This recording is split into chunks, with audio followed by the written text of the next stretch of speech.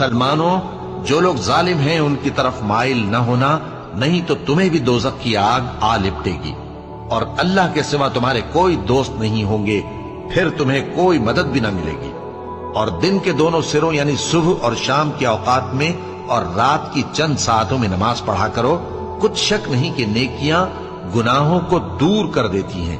یہ ان کے لیے نصیحت ہے جو نصیحت قبول کرنے والے ہیں، اور صبر کیے رہو کہ اللہ نیکوکاروں کا اجر ضائع نہیں کرتا۔